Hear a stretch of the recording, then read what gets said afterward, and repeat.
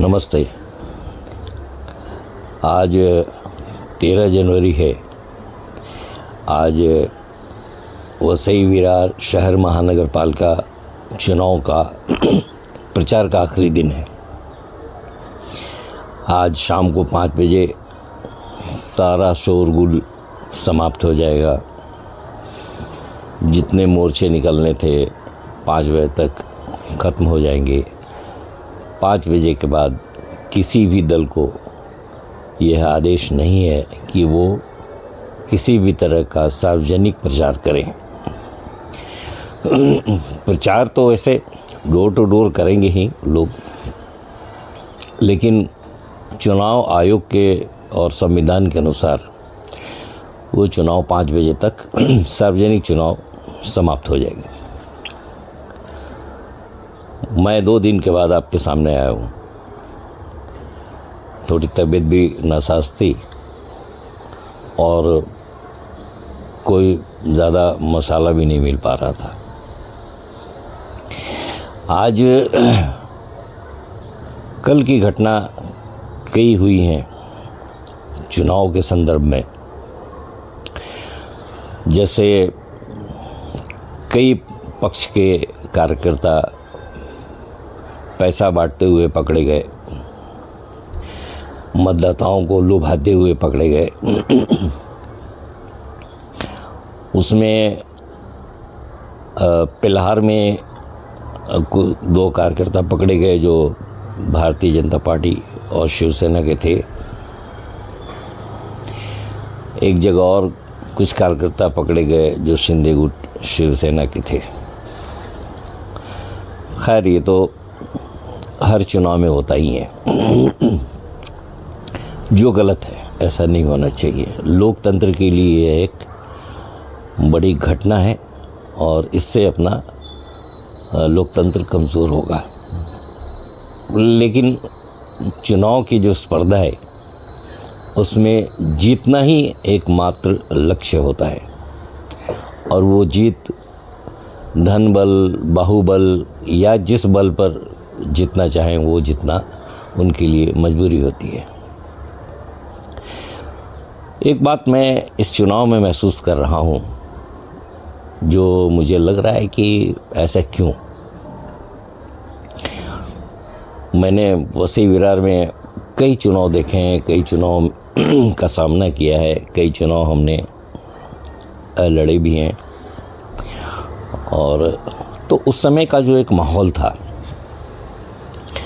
कि यहाँ की जो तत्कालीन जो सत्ताधारी पक्ष थी बहुजन विकास आघाड़ी, उनके बारे में लोग बोलते थे कि वो रातों रात आखिरी चुनाव पोलिंग के एक रात पहले सारा गेम बदल देते हैं, पैसे छूट के बांटते हैं।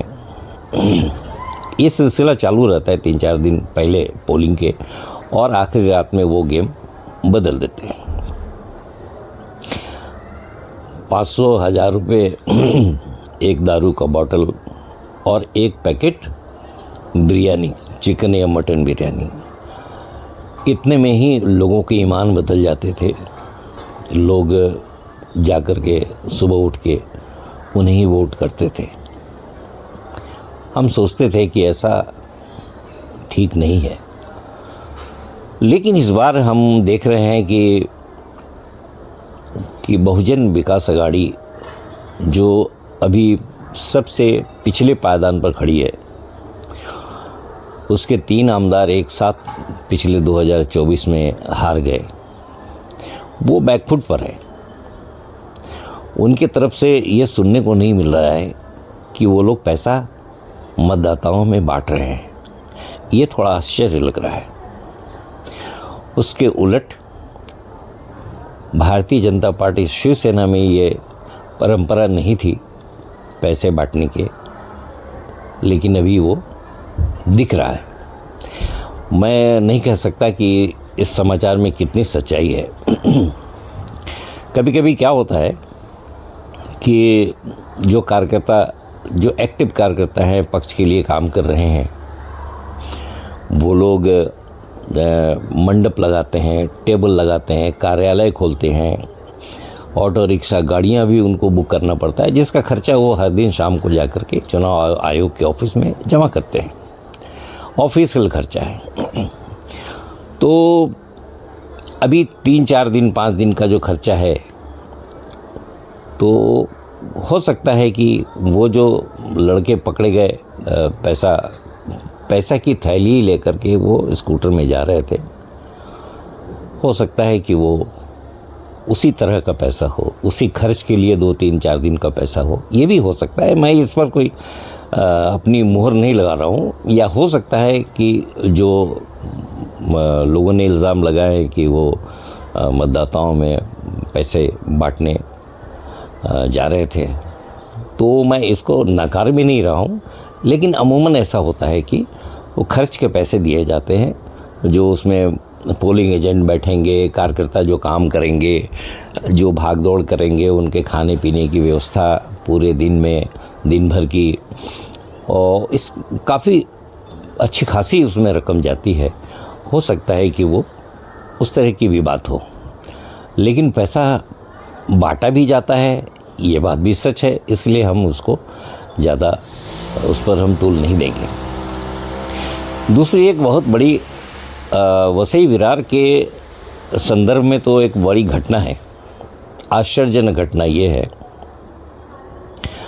कि वसई विरार महानगर पालिका के प्रथम महापौर श्री नाना, हम लोग बोलते हैं राजीव पाटिल जी नाना, हम लोग प्यार से उनको नाना बोलते हैं, उनकी भूमिका कल शाम को, कल रात में बड़ी अजीब दिखी।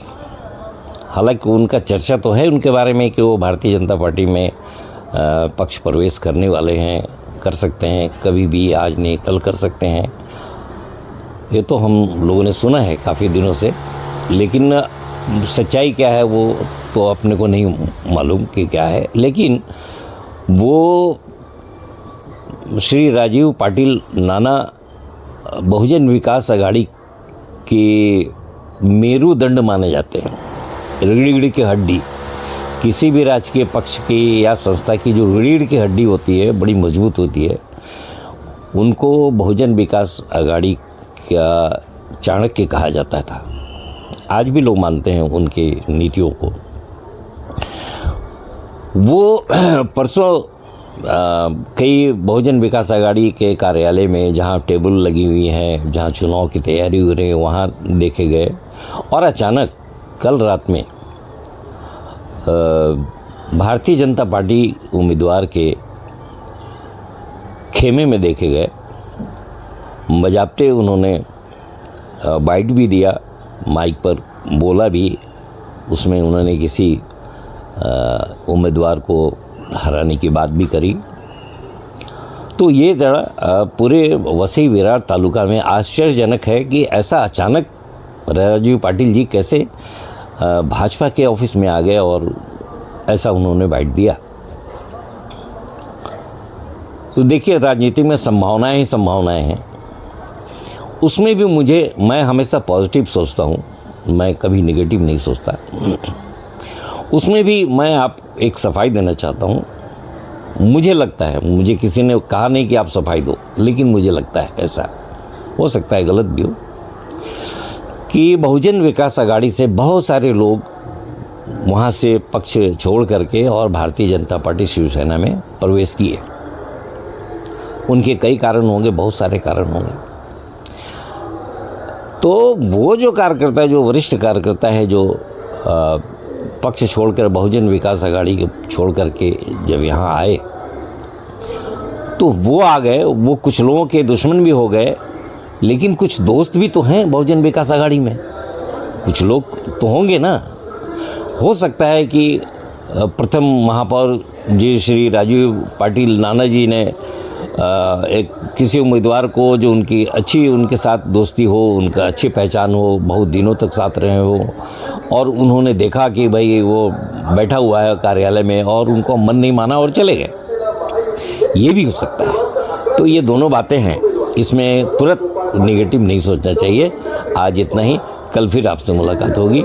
नमस्कार।